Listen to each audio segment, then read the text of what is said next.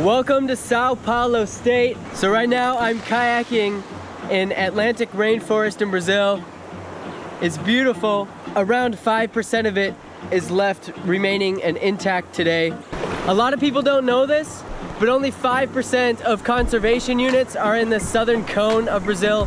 The vast majority of them are in the Amazon. So sometimes this area with the Atlantic Rainforest ends up being forgotten. Woo!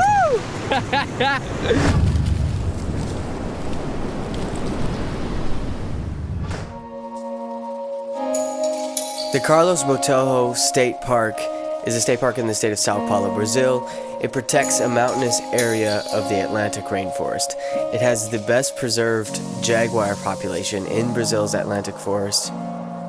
It's also home to more than half of Brazil's remaining population of endangered southern Muriqui monkeys. Woo! Carlos Botelho, baby! These hills are so much fun to bomb on a bicycle.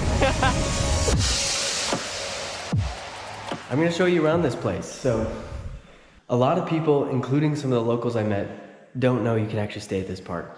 You can get yourself a bed and a shower, cush chair right here, kitchen. They have all the dishware for you. You got yourself a refrigerator, 23 reais, $5. I have this entire building to myself for $5 a night. To top that all off, you walk outside and you meet the Atlantic Rainforest.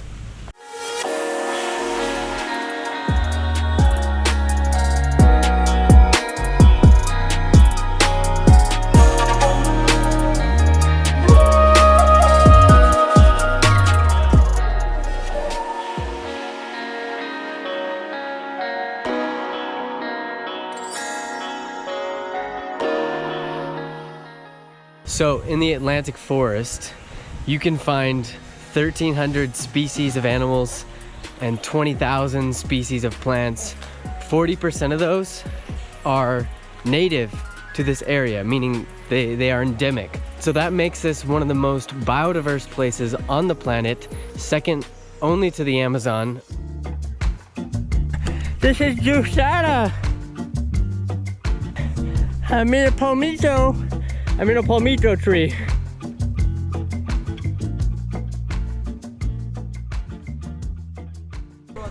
Wow, my limbs are starting to shake. Yeah, my leg is shaking. I'm eating palmito Jussara. Looks like that.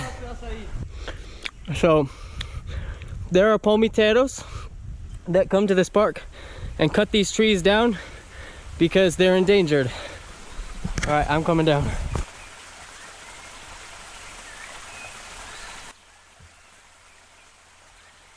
People cut the tree just to take the a little core from the canopy to eat, and so they kill the tree just for that. Right, that I didn't know coming in, that you would have a tree like this, that people would come into the park, and essentially it's almost like tree poaching. Yeah, it's almost what it is, because they grow in few places now because there's not a lot of Atlantic rainforest left standing. They feed 70 different animals. So what this animal gonna eat when there's no acai anymore? The more popular acai that you will consume Amazon. other places in the world is mainly from the Amazon. This is different. So same family but different species, right? Okay. Yeah, they are from the same family. This is the Euterpe edulis, the scientific name. And the Amazon is Euterpe oleracea. Well, they belong to the same family. The fruit has a very, very similar flavor. There are some people here who use the fruit to produce juice from it. So you have jussara in your house. So the juice from the fruit. We buy every weekly jussara to eat.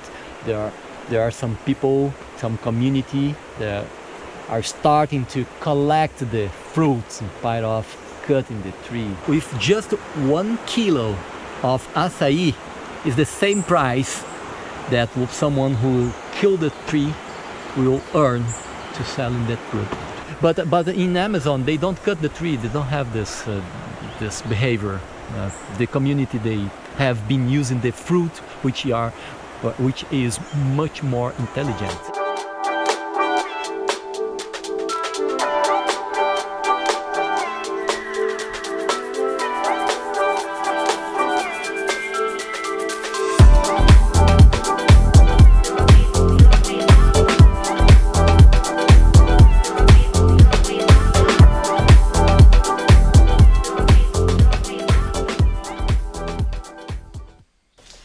So when I was taking a hike, I randomly bumped into a group of monkeys, and I got extremely lucky.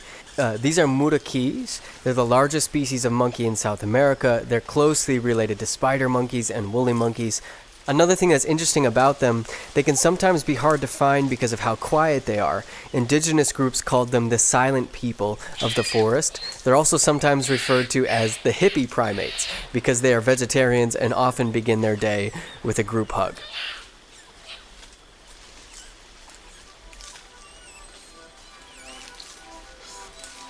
This park contains half of the remaining southern Muriqui in Brazil.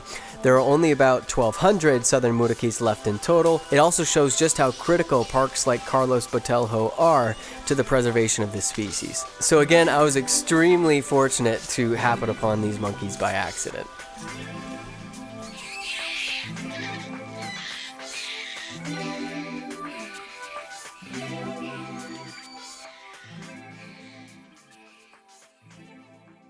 The Muriqui is probably one or maybe the most important gardener of the forest. How does that work? Yeah, because he eats a lot of different species of fruit, and they have this huge area where they can reach during the day, during weeks, and so in that way their feces are gonna fertilize and spread different seeds around the forest. Amazing.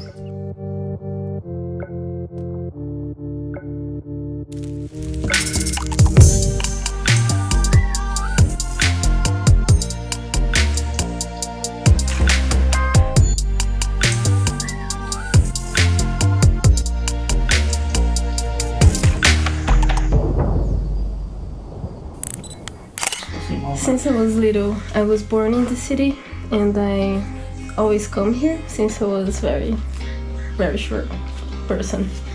Here is where I wanna be.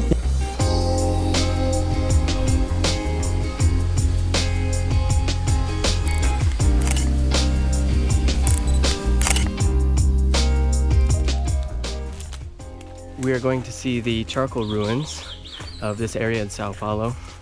This is Giovanna's favorite trail to go on, apparently. She says it's really beautiful. And it burns, like, terribly. Really? Yeah, you don't want to feel that. Guys, I almost grabbed a burning caterpillar. I almost just wrapped my entire hand around it. It would be awful. Really? Like, you're talking about like second-degree burns? Yeah. From this caterpillar? Yeah. But it's cute, but it's very dangerous. And we have a lot of the season because it's reproduction time, so we have to be a little careful actually. Okay. Because, you know, you don't want to feel that. Cuidado. This is one of the furnace ruins. It would have covered me, would have gone over my head right about here. Sometimes it was more difficult to carry the full trees up, so they would burn them down as charcoal, which would make it easier to carry, easier to transport. Load the charcoal on donkeys, which would go up these trails, or a very similar route to what we just walked on now. And then during World War II, for example, the charcoal was for vehicle transport and transportation.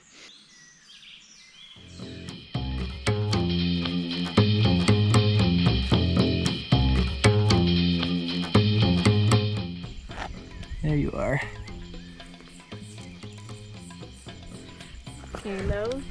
Believe it or not, these are edible. People eat their little bones. Never tried them before.